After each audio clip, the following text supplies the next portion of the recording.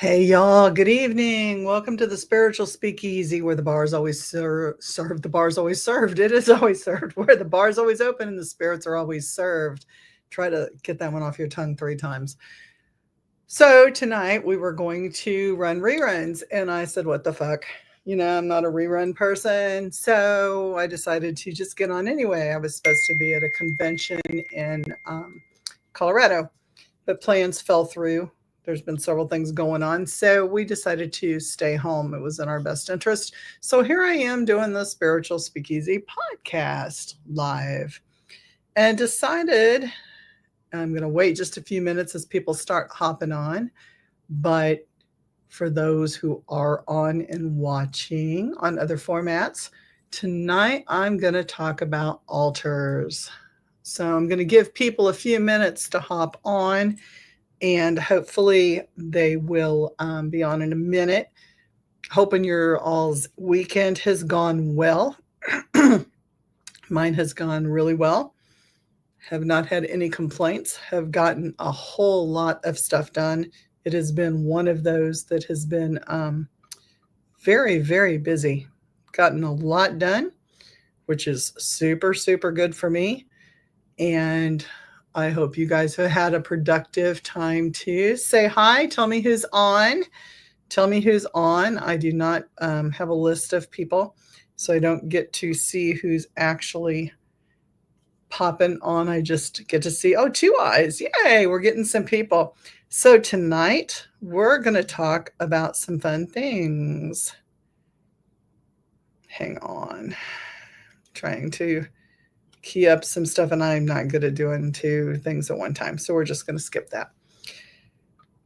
Tonight we're going to talk about altars, and altars ain't IKEA. Build it like a fucking temple or burn it down, and that's what we're talking about tonight. I was asked a long time ago to share some of the stuff that I do. I talk and I bring other guests on. I mentioned some of our paranormal stories. Chris and I are Raven's Paranormal. Raven's Eye Paranormal, Chris and Julie on Facebook. You got to go to the one that says Chris and Julie because the others are defunct pages. Second for the night. We do a lot of things. I am a healer. I am a tarot reader. I am a bone reader preferred. I'm a psychic medium. I do cleansings on people. I do cleansings on houses, and that's what I do. So that being said, altars are a very important part of who we are and what we do, especially when we get into craft and various other things. I am initiated in Santeria, Ifa, and Voodoo. I do not actively, I say actively, I don't have families. I disassociated myself from the families because in this country, a lot of the people are seeking money and a lot of the people are not honest. And they kind of turn into what I would consider to be sex cults. And I have no interest at my age into being a part of something like that. So I chose to leave those families and kind of set things ablaze when I did that, because there's nothing more damaging to egos when you leave a family like that you've been initiated into.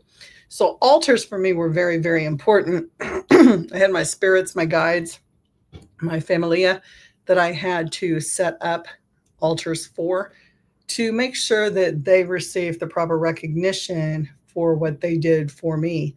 I do not serve anyone. And I have to state that I don't serve anyone. I will never serve anyone, although I have spirits that willingly work with me. So that being said, going into tonight, altars ain't IKEA.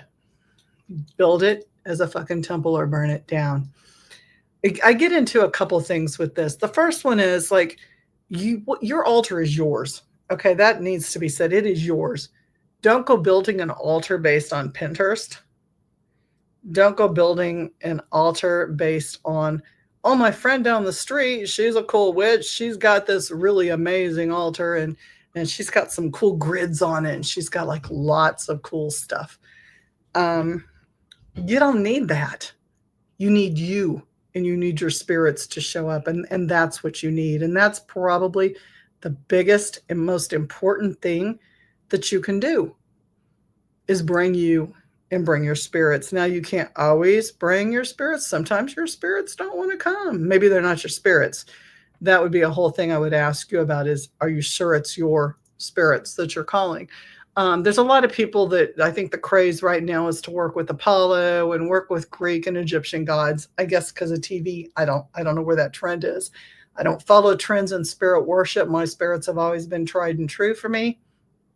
When I look at that, I don't know if it's because there's tarot decks or there's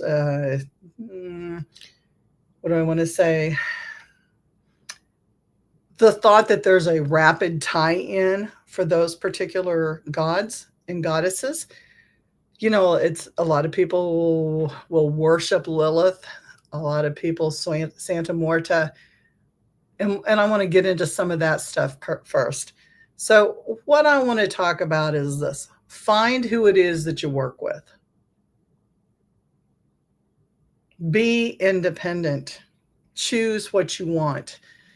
If you have an altar space, though, don't combine your different things. That's a no-no. That is an absolute no-no, and it's across the board. I don't think there's any religion or spirituality that actually allows that practice of combining, unless it's an ancestral or a boveda, which you can set up, you know, your mom's side, your dad's. Actually, it's the other way around. Your mom's side, your dad's. So mom, I do mom on the right, dad on the left. And then the in-between is the in-between where the spirits come. Choose wisely. Don't go by a fad. Don't go by what TikTok says. Don't go by what Pinterest, whatever, Pinterest, whatever that is. Pinterest is an asylum. Shows you my knowledge there. Don't go off of that shit. Don't go off the latest crazes. Really meditate and connect with something that you feel like it should work with you and you should work with it. And consider the good, the bad, and the ugly. This is kind of going to split into unholy communion as well. Like, why the hell do some spirits prefer whiskey? I'm fucking serving them whatever, nice clear water. And why do they want whiskey? And why do they not even want a communion with me? They just want a fucking glass of whiskey. Well, let me tell you why. Because spirits have their own walk. They do their thing. They do what it is they're going to do, not necessarily what you want them to do. So when you're working with spirits, look at the good, the bad, and the ugly. Don't just go, oh, this one can bring me this, and it can do this, and it can do that. Look at both sides, pros and cons, with working with those spirits, because they all have them. Every single deity out there has a con list as well as a pro list. And a lot of times the cons are a lot more than the pros. And you have to take the good and the bad with your altar. That's important. Try to figure out what's good between you guys. Not what, again, TikTok says to feed them. Shit, don't go off of TikTok at all. TikTok witchery, there's some cool shit on there. It looks great on displays, but is it really what you want? I have spirits that want whiskey. I have spirits that want Haitian rum or Barbados rum. I have spirits that want water. I have spirits that take 27 ghost peppers or the hottest peppers shoved into their rum bottle, and it sits there for a while. I have spirits that eat cornmeal. Why do they pick that? I don't know. That's what they tell me they want. That's what they feed. That's what I make sure they get. I have one spirit who's a gatekeeper for the dead that requires goat so often. I do not butcher goat. I don't butcher any animals. I don't do live sacrifices. But that's up to you. If you do that, there's no judgment at all with that. But that's what we get into when we talk about flesh and blood and yourself into an altar. Don't just make an altar. You don't just make an altar. That's really bad. Don't just do that. Do your music. We're probably going to get a copyright violation for this one. But put on some music that your spirits like. Put on something that you like. Get to know your altar. Spend time with your altar. It's really important to know your stuff. This is not fucking Hobby Lobby. Don't go and set up your grids and set up your altars looking like you're going to do a Hobby Lobby fucking exorcism. And those of you guys that shop at Hobby Lobby understand what I mean by this. Understand when you open your altar, it's open to everybody. The pissed off spirits, the good spirits, the holy, the unholy. So you have to set boundaries for your altar as well. That's important. Don't get tea lights from Dollar Tree, a blessed bee sign from Etsy, and write your intention with a gel pen on a Whole Foods receipt. That's not how you do things. Sigils, brick dust and blood. Put your heart and soul into your altar. It is yours. It is a living, breathing vessel that you're putting your energy into, and it will show up for you if you show up for it. Now, have I done all these things in my life? Fuck yeah. I've also let my altar sit for 3 years and not fed and not done anything. And I think that's what inspired this whole thing was clean your altars, man. It makes a whole difference in your whole house and your energy level and everything. It does. It changes you. It opens you up. It removes the nasties. Everything has to be cleaned. Food for thought. So if you're watching this right now and you have any questions or comments or anything you want to share, feel free to jump on. If you have an altar, type in that you have an altar. I won't read your name out loud. Tonight's drink is Curveball barbecue whiskey with caffeine-free Coca-Cola. And I sipped because I got the cigar holder in my drink and I drooled. So, altars. Don't make it look like a Hobby Lobby exorcism kit.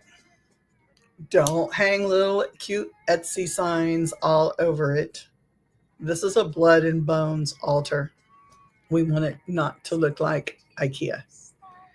Not dissing IKEA, but IKEA is great for furniture, not altars. This is your throne room.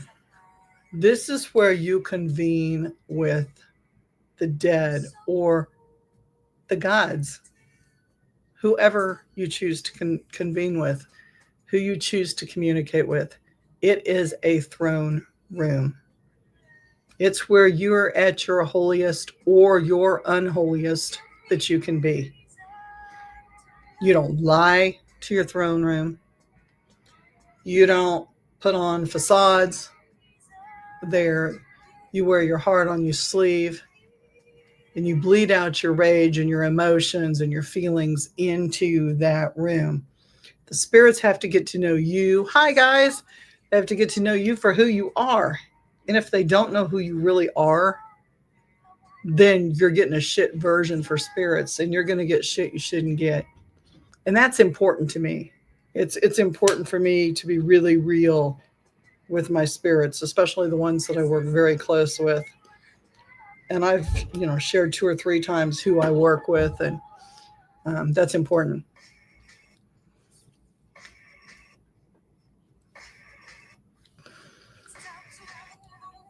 Your altar should bleed. It should reek of frankincense or whatever your incense is. Mine's cigar smoke and frankincense and benzoin and myrrh. It should whisper smoke and truth.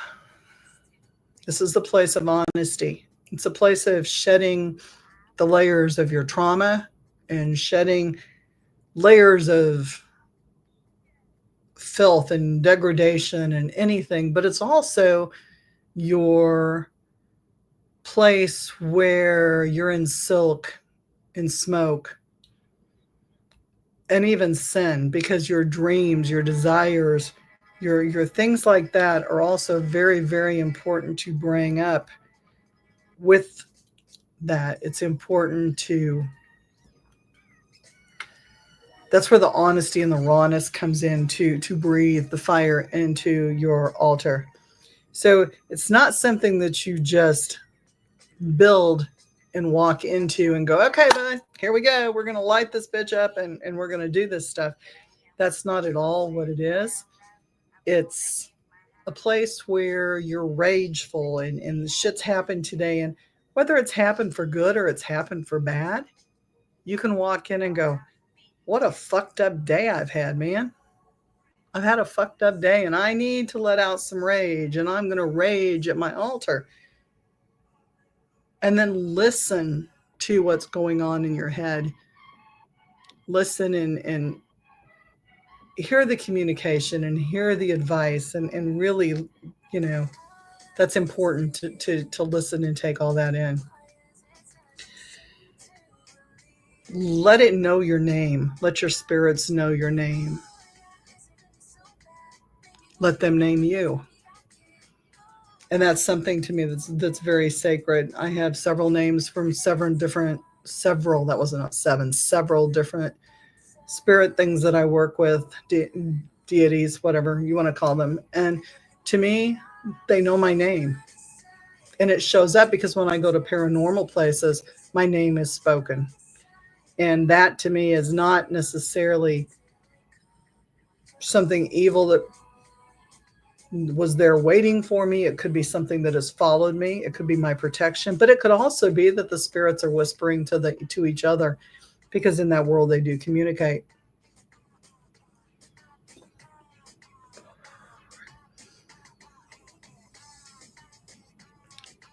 Don't let other people know your name for your altar or your name, and don't share pictures on the internet of your altar unless they're done for display purposes.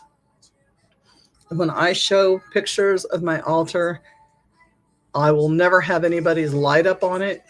I will never have anything that interferes with any other person on it on display. I will not have family. If I'm communicating with them, those communications will never be on that altar. That's just a big no-no for me. I've watched people post, I'm getting even with this person. Here's a beef tongue slapped on my altar. Good for you. And in plain sight works. And I have done some things to tag people when I've worked them, but that was done not to share altars and get kudos of how pretty it worked, but that was actually a post or posts to let people know I was working them, and it was in your face. Build it with your breath. Put your effort into it. Call it in. Build it with your pain. Your altar has to know your pain. The spirits have to know that as well. And they have to know your power, and you have to know your power, which gets into, if you're going to build the altar, make it yours. Don't make it, IKEA or Hobby Lobby or, Pinterest or any of those places. Make it yours from your heart. And anything you put on it, clean it before you put it on your altar. Clean it with Florida water or alcohol, whatever you're working with, and smoke of incense or cigar. Clean it, because remember, 50 million people have literally touched that thing, and the time it was made over in China or wherever it was made. And you have to look at that. So, and people have handled it at the shop, and then the stores have energy, and I don't care if it's a spiritual store, they've got the dirtiest energy of all of them. So clean it. Then put your power into it. Don't build an altar if you're going to second guess yourself. I'm going to say that up front. Don't build an altar if you don't believe you've got the power. It's a waste of time. You truly have to believe in yourself. You have to believe that you have got that intention, that you can manifest, that you can do those things. And if you can't do that, it's not even worth trying, because if you don't believe in yourself. And some people learn their identity through their altars, and that's fine. But the end goal is for you all to become one. You and your altar become one, or altars. When the spirits show up, And they will, because I've had people text me and say, but I built this beautiful altar and I don't feel like, well, you didn't connect with your spirits first. You didn't find out what they wanted. And that's important, to find out what it is they want. If you don't know what they want, then they're not going to show. What are you going to do with them when they do show up? What are you going to do with them? They don't want to be greeted with a damn LED candle and a mug of chamomile tea. Okay? Sometimes spirits want things other than that. They want whiskey. They want rum. And they don't want to sit and listen to you bow to them and do this shit. It's more like they pull up at the bar and it's give me a goddamn whiskey shot in a glass. Now to you, you're like, that's not what I called you in for. I called you in because I wanted to talk to you. They're going to talk to you when they want to talk to you, when they're ready to talk to you. You're not going to force that communication. They'll come to you, and they will. Build it real and build it true. Put your own intentions into it. Again, don't put what you read on TikTok that you're supposed to put into it. That's like, modern media is crazy. We're so bad about going to what TikTok says, or what, I don't know, Chat GPT, or what any of these places say about what it is that we're doing. Don't. What is it that you feel in your heart? What do you walk with? What has saved your ass? What can you count on? And when I say this pod goes out to everybody. This is not a Christian altar I'm talking about. I'm not talking about any specific altar. It can be to anyone that you choose. There's no judgment. When you come to your altar space, you shouldn't judge either. There is no judgment. There's no room for that at the time.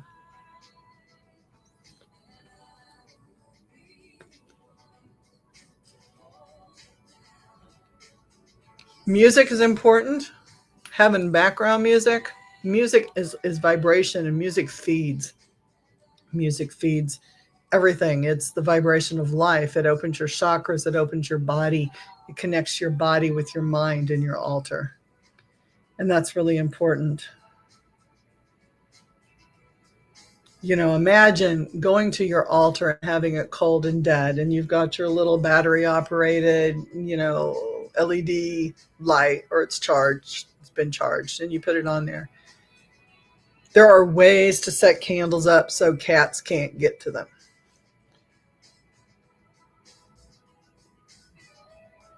What is your choir behind your altar? Think about it this way. This is a spiritual union. You are walking up to your altar. You are working your altar. You're doing spell work or manifestation or meditation or communication or creation. What is going to be the choir behind you? Where do the spirits drink first? And depending on what kind of altar you're working, remember this. The saints don't need to feed. The good things don't need to feed. The darker they are, the more they need to feed. And so that's something we kind of have to be aware of in the world of altars as well. One of the things I do on my Boveda is I have a large clear glass that's big. It's glass, not plastic. Please don't put plastic on your altar. There's no place for plastic drinking glasses on your altar. Glass, clear, nice, something you would want to drink out of. And I don't feed my spirits anything that I'm not willing to drink myself. Now, alcoholism, if you're an alcoholic, don't drink your alcohol. Okay. But if I'm pouring water, it's filtered. It's what I would drink. It's not tap water for them, even though I have 12 glasses to fill or whatever, however many's on my altar at the time. The big one gets the most surface density, and I drop a cross into it. Why would I drop a cross into a cup? Let's talk about that. Because I don't consider myself Christian. I was raised Christian. I believe in Jesus, yes. I believe that he is a master teacher, and just as I believe that Lucifer is a light bringer. So why would I put a cup with a cross in it? There is power behind rituals, and rituals have been done throughout the centuries with crosses. And crosses bind. There's a binding power with crosses. So if I sink a cross into that glass, anything that feeds in that glass is going to be bound into that water. That is my belief system. So I do that and I put it in the middle so that the biggest drinking glass is the holy grail for the darker energy. They can go feed in it and get trapped. Now, I do not do that on my darker spirits altars for obvious reasons. I guess I probably should state why, because I'm not trying to trap my spirits that are dark. That would be not cool. That's a okie dokie in the spirit world. Like I said, I don't mix spirits. I never have. I was taught from the very beginning never to mix my spirits, my altars. So, I have a Bovida for my ancestors and my family and friends that have passed.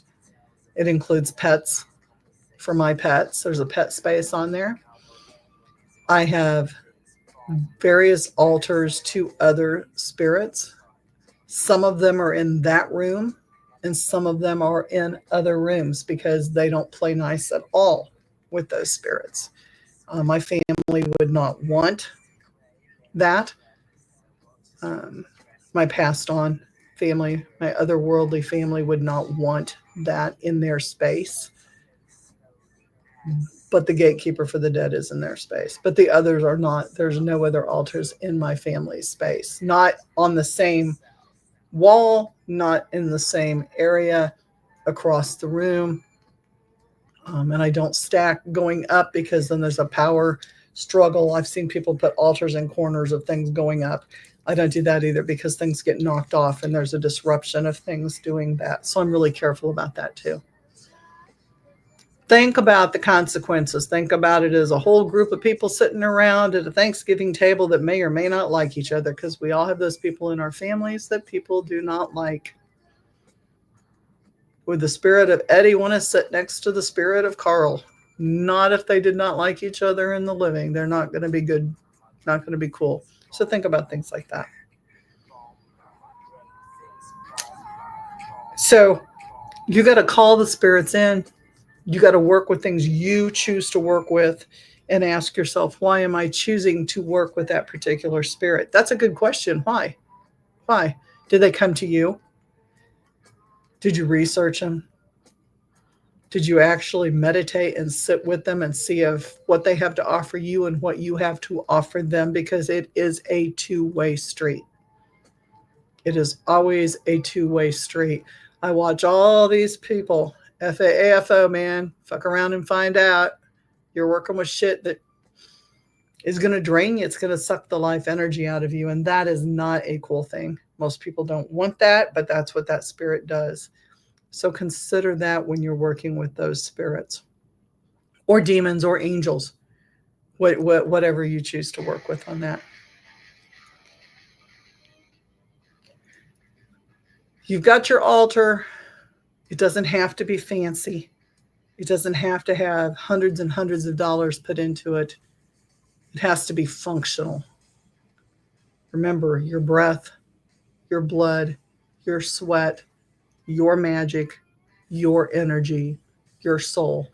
When I say your soul has to go into your altar.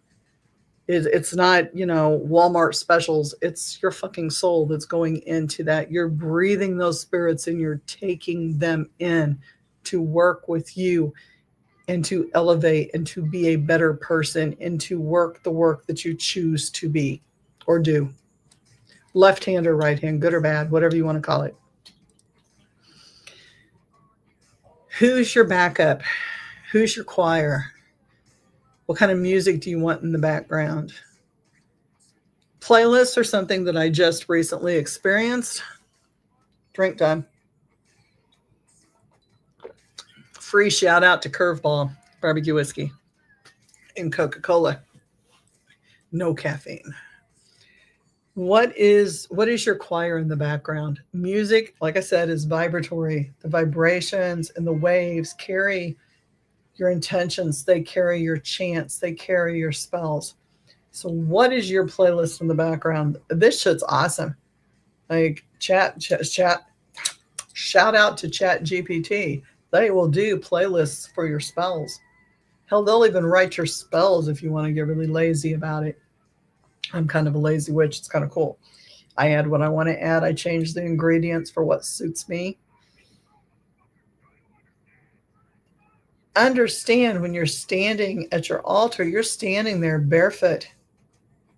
You're standing there asking for things or chanting things or manifesting things. You're calling on that energy.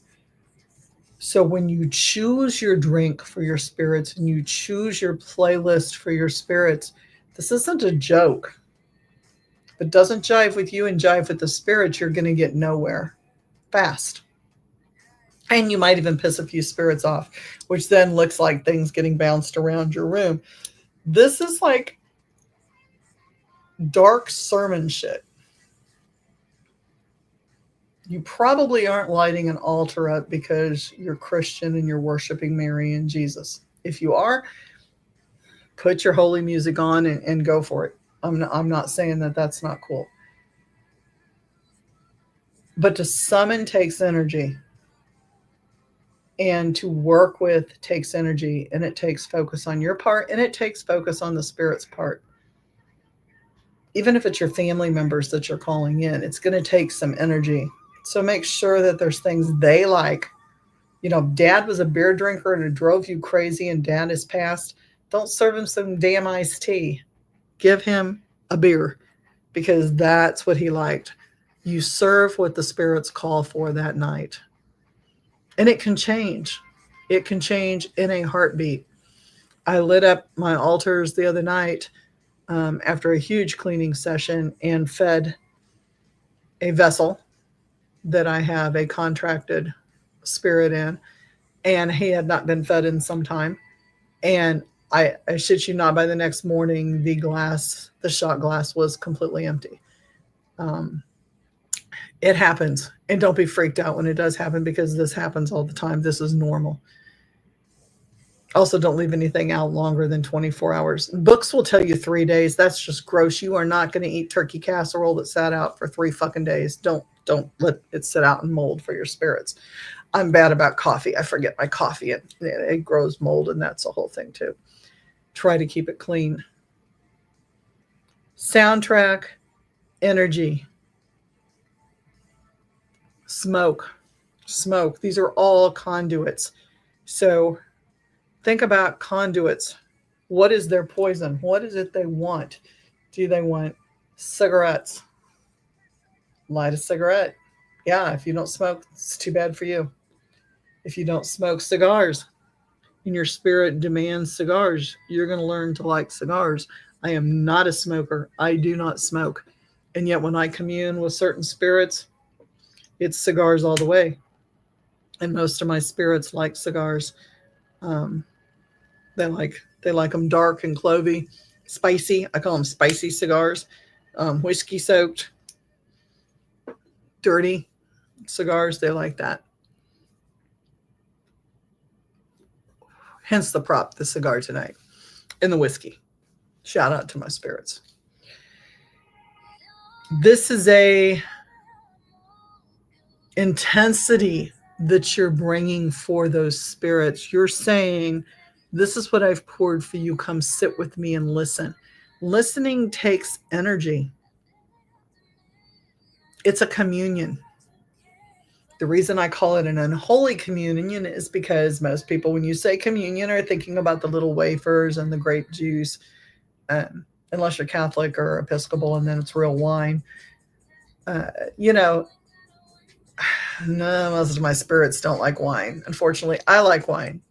Do I bring wine to the altar? Sometimes I do. Sometimes it's my preference. But I make sure I serve them what they want.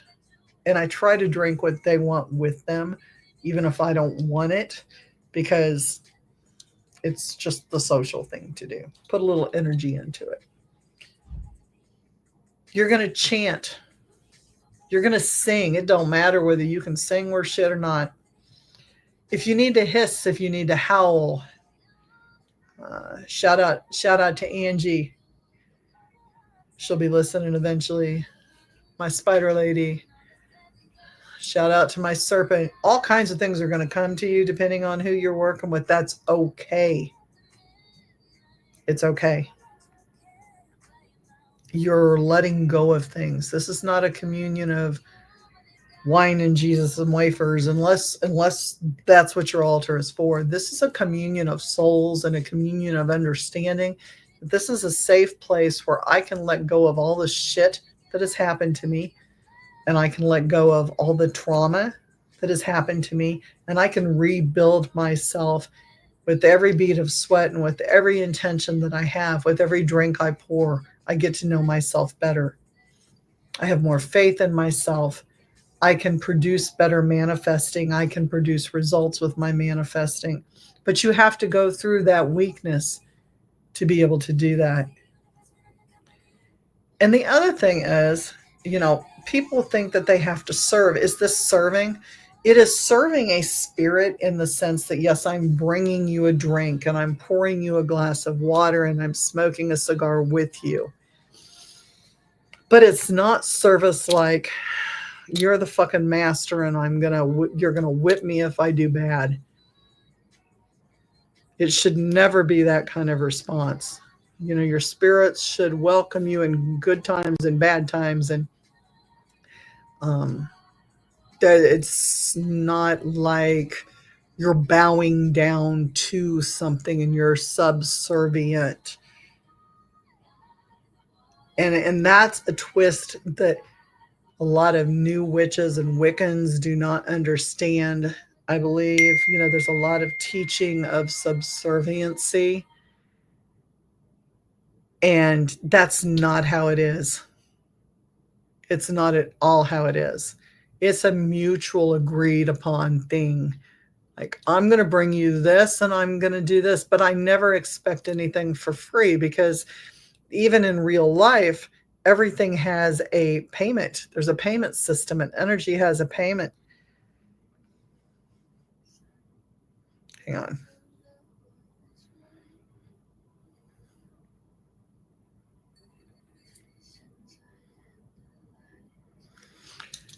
Just hit my sister witch up and said, hey, you want to get on and talk about this with me?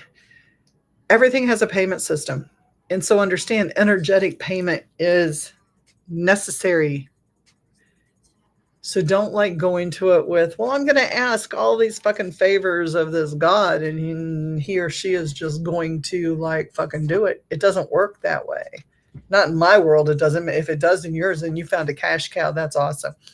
I believe in total respect and mutual respect. So when I light up my stuff, I make sure that I feed and I give accordingly for that work that I'm asking for and is done for me. And gratitude is still a very, very big thing with my altars. It's a very big thing with my spirits. And I know there's going to be somebody that's going to ask. And if you have questions, please post your questions. Please, please, please, I will answer anything. I will be as honest as I can about anything that I can talk about here.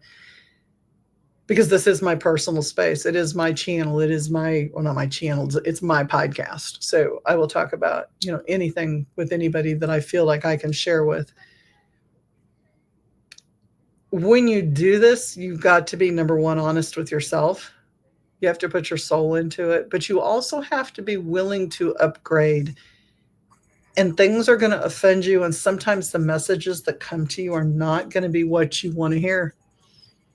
That's happened to me 4 times in the last 3 days.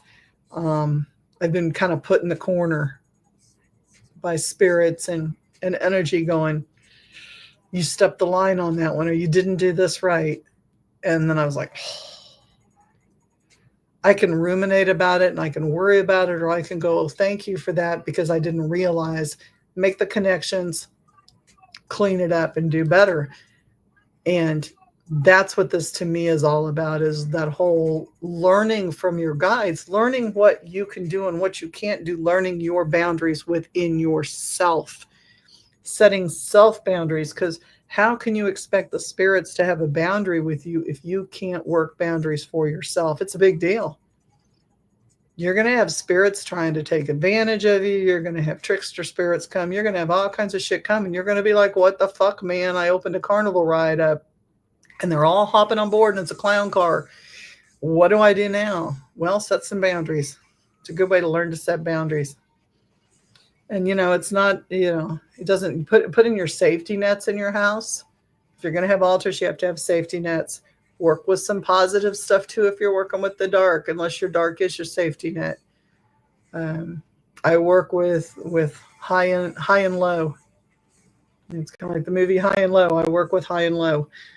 I have Archangel Michael as a call-in for people who don't have a basis or a guardian. Michael just walks away when I'm doing shit that he doesn't approve of. And that's okay. When I'm doing that shit, I probably don't need him around.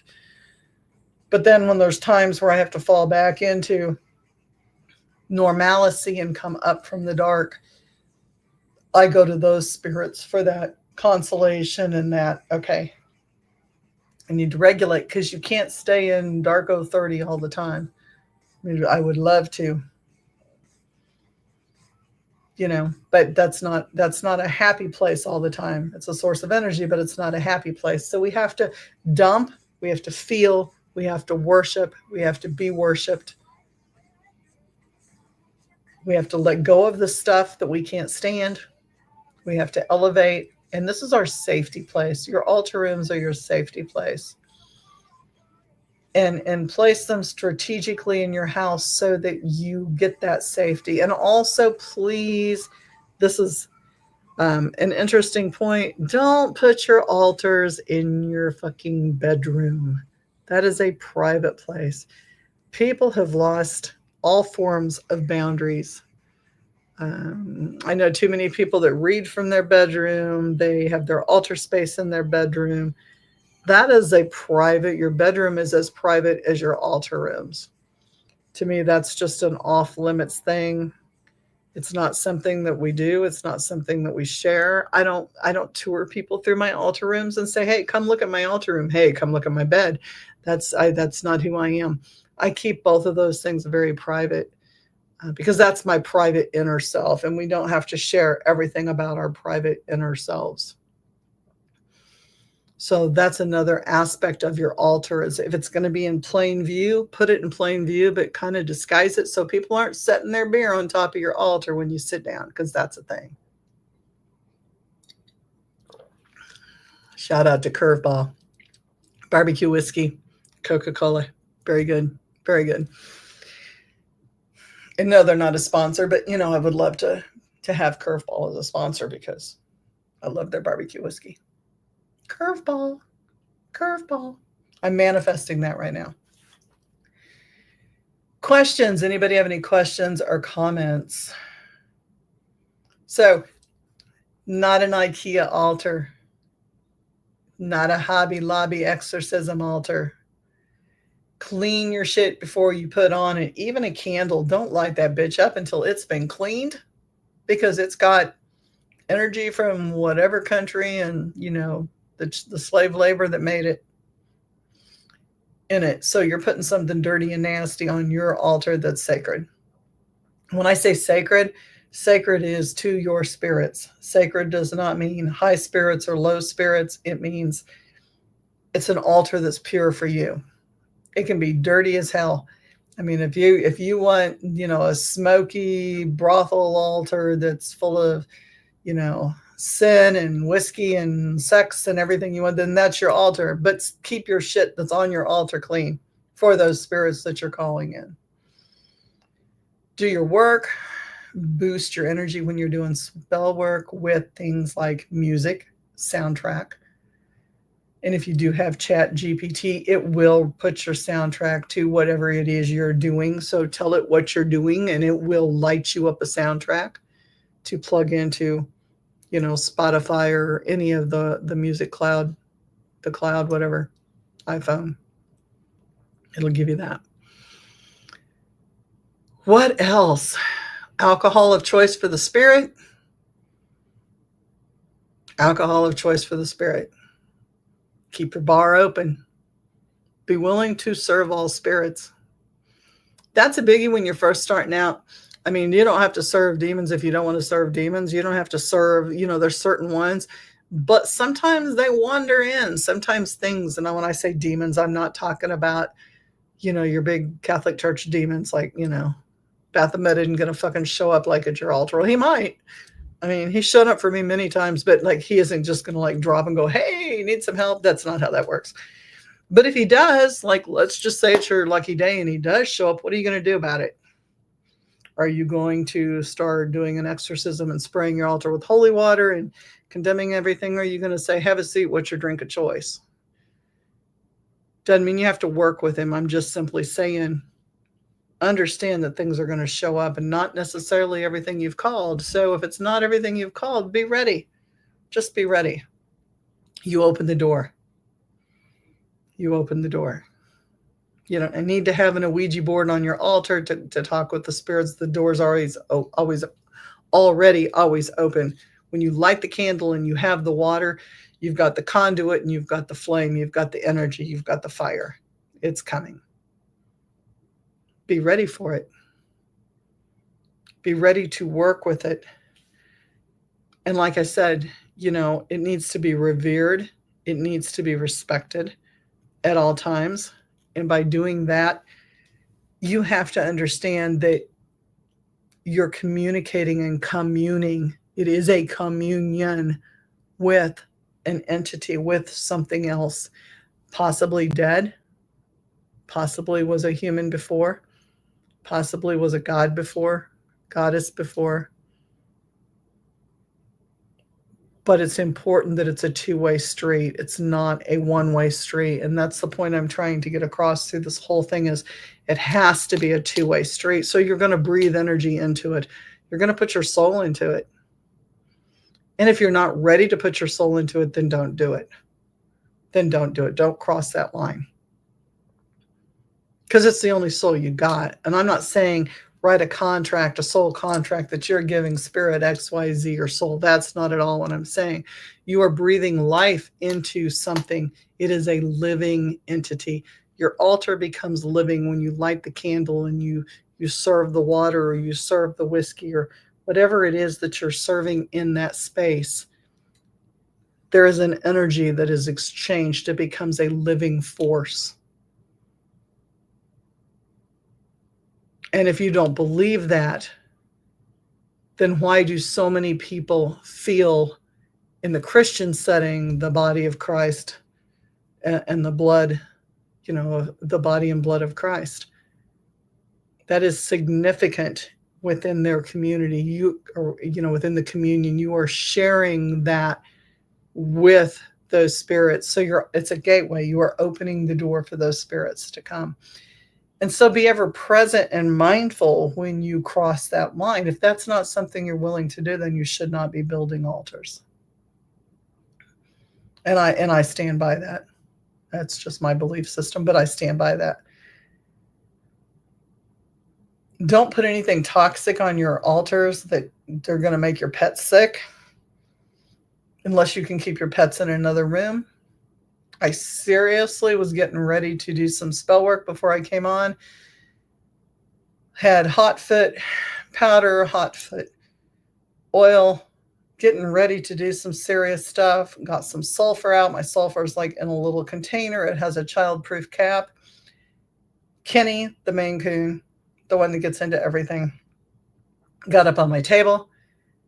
Didn't knock over any hot foot stuff, didn't mess with anything that was on that table, but managed to get the childproof cap off my sulfur, and there is sulfur all over the floor. Tiny little fucking, excuse me, ice crystal-like balls. It looks like something like Elsa from, that movie. Fucking dropped all over my floor. So I'm running around before this podcast trying to pick up little teeny sulfur balls. Teeny tiny little sulfur balls that are all over my floor. Kind of looks like little teeny miniature snowballs from Hell in Elsa's world. And I'm trying to pick all those things up because sulfur is toxic to cats, of all things. So, he obviously had a good time with it and scattered them all over because they're tiny little roly balls and they look like little crystals. So be very cautious of what it is you work with. Make sure your pets don't get sick, or your children if you've got children around too. I mean, I don't have kids, so I didn't mention kids. Kids come before pets, but yeah, enough said with there. Use some common sense. You don't like candles, in an area where you have a no candle rule. But LEDs don't work the same, and I don't care what people say. LEDs are not going to bring the spirits. And if you've got a story about how you brought the spirits with LEDs, good, I don't want to hear it. That's not real magic. You got to figure out a way to do things. I have set Pyrex pans out with my candles in water so that if it got knocked over, shit didn't burn down. I have had things light up. I have had some fires. I've had some shit. Not big. Went to light a candle the other day and it flamed huge, and I had to get hot mitts to carry the candle into the sink because I had pictures above it and like everything could have gone down in flames. It happens. Be prepared. It happens. Don't light stuff in areas that it's unsafe. Don't set your altar in some place where you can't light stuff. That's important. Kind of common sense things. Don't use plastic on your altars. If you drink filtered water, your spirit should get served filtered water. If you're drinking expensive whiskey, don't pour your spirits the cheap shit thinking they're going to know the difference, because they will spit it in your face and light your altar up quicker than you can say shit. Respect is a big thing. And in the spiritual speakeasy, like I say, the bar is always open and the spirits are always served. You show up, you're going to get served. You might get banished after you get served, but you're always going to get served, because that's how I learn. It's how I learn to work with all kinds of things and not be fearful of those things that kind of go boo in the night. I'm waiting for some comments, any questions, anything anybody wants to know. I am here drinking my Curveball barbecue whiskey. Still waiting for a Curveball plug. Oh, I got somebody else that just joined me. Man, you missed out on a lot. You're going to have to go back and watch. Keep a list of your spells. Keep a list of your work. I did not do that. Wish I had. Really wish I had. It's something that I think back now, and a lot of people were smart like that. They kept grimoires. I was not one of them. I'm like, I'm not going to go back and use this. So why? No, I wish I'd kept it. Didn't. Kind of like a cookbook. It's nice to have your spells written down so you don't have to reinvent them every time. Although most of mine are original to the situation. Trying to think if there's anything else that I need to cover.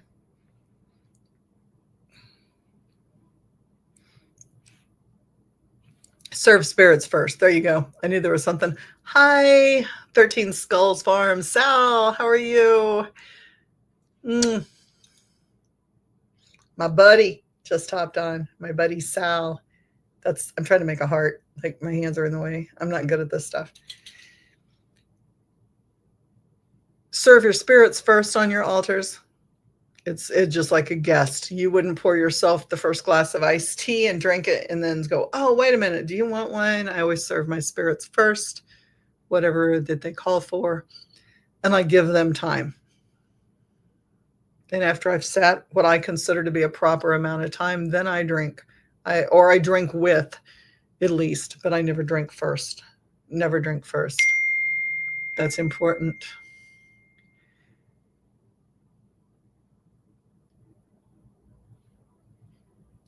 Serving spirits first, keeping your altar clean. Don't do what I did and wait 3 years to clean your altar. That was just a disassociation from one of my altars. My other altar is always good.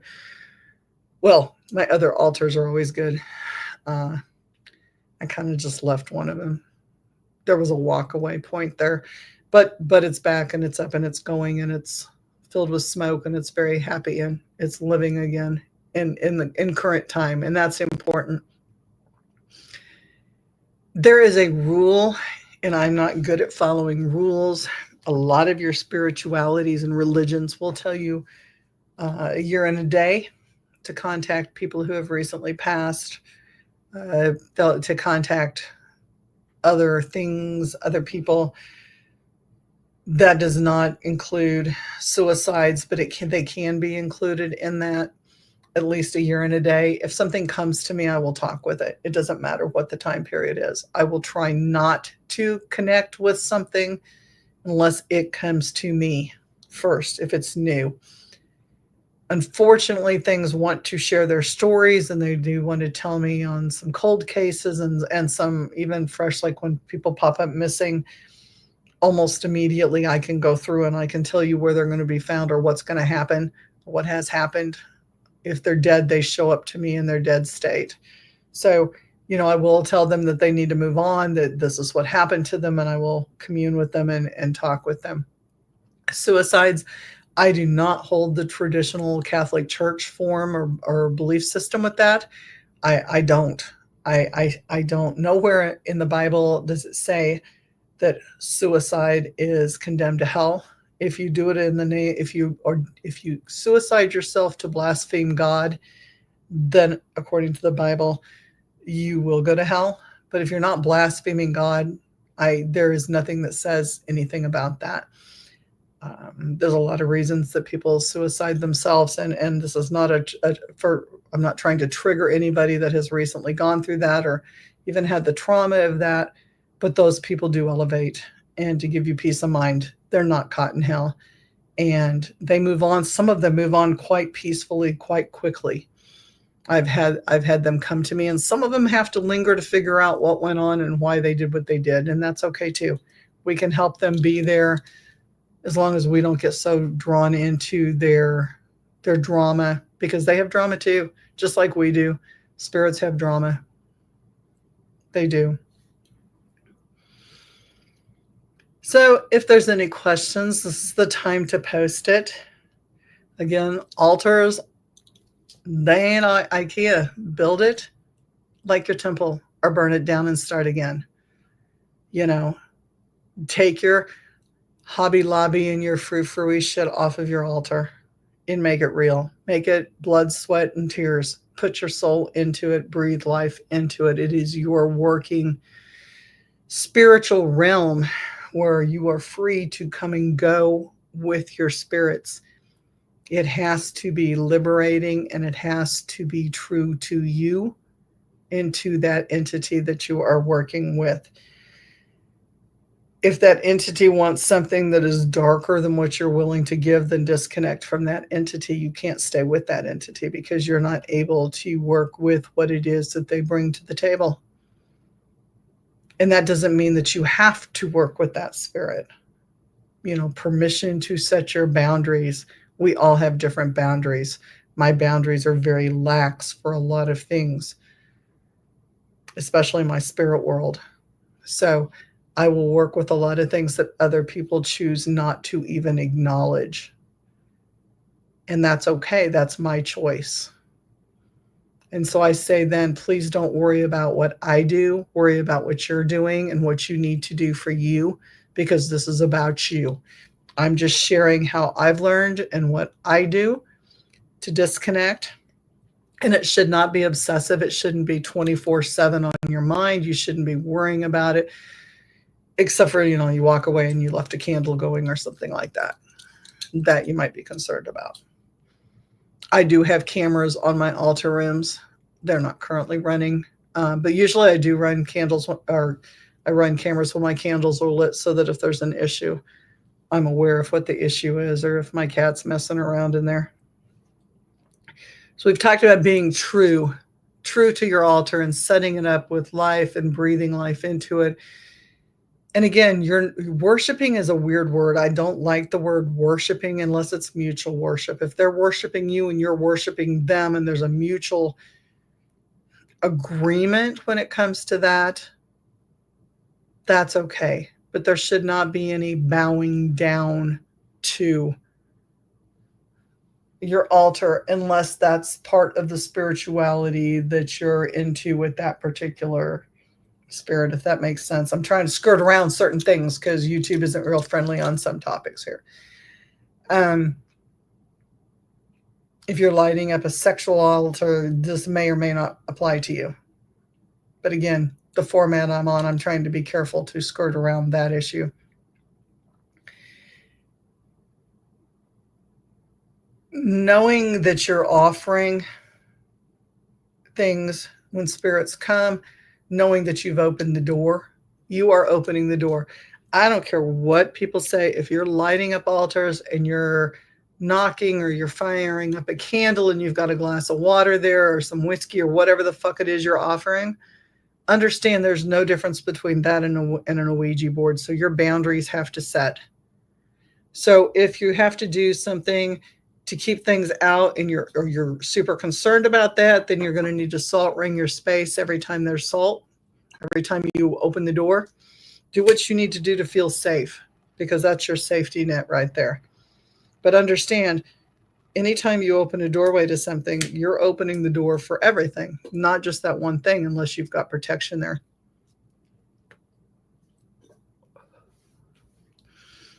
Keep it safe. Understand that there is always a risk, and demonologists will tell you there's a higher risk than I'm going to tell you.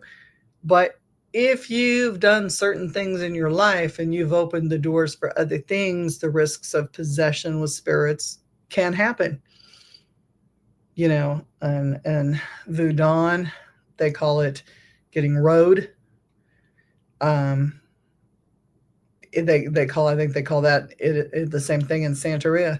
Like, a spirit can jump you, it can ride you, it can channel through you, it can possess you.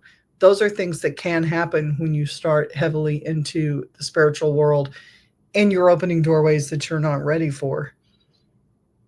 So again, you know, if you start feeling like, or people tell you your mood has changed, you're becoming more violent, or you're becoming more depressed and you're shutting yourself in, then you have to look at, did something jump me through my altar? I need to start closing spaces down.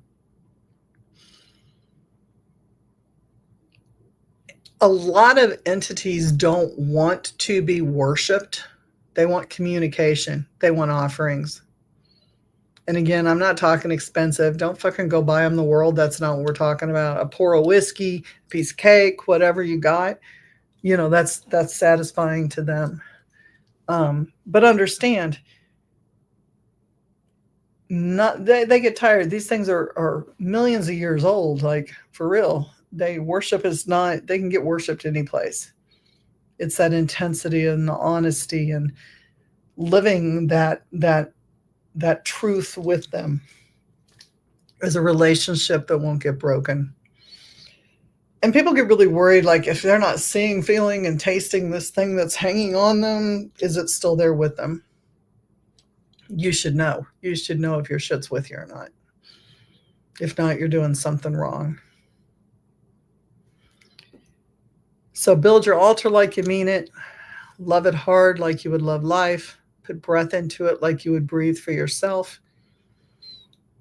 Nurture it. It's a place of security and safety. It's a place of honesty. If you can't be honest with yourself in your own space, with your own altar, the spirits aren't going to be honest with you, because you're not really looking for the help or looking for the motivation or the manifestation or to better yourself or whatever it is you're looking for. They're not going to be into that either if you can't help yourself. So with that, if there is no questions or are no questions, it has been a pleasure to bring you my thoughts and opinions on altars and unholy communions. And I love you guys. And next week, we will have an awesome show with some awesome guests, because I actually scheduled them instead of planning on being gone. Shout out to my people. Shout out to Sal and everybody else that's on. Have a very great week. Be all that you can be. Be the best that you can be. Love one another. Peace out.